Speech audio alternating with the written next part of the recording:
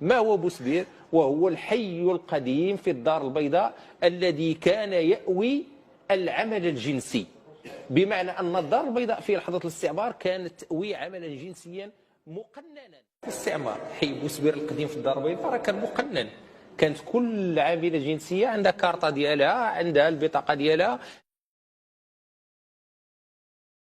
بمعنى أن الدار البيضاء في لحظة الاستعمار كانت تأوي عملا جنسيا مقننا.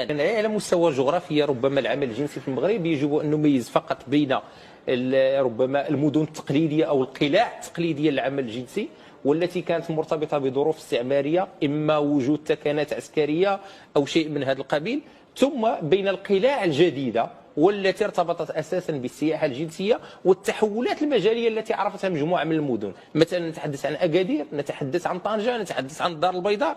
وفي نفس الان هناك تلك القلاع التقليديه راه ما زالت تحافظ على حضوريتها، فقط تغيرت الاليات. راه الاطلس المتوسط مع كامل احترامنا ما زالت فيه مجموعه من المناطق هي المورد والاساس هو من العمل الجنسي.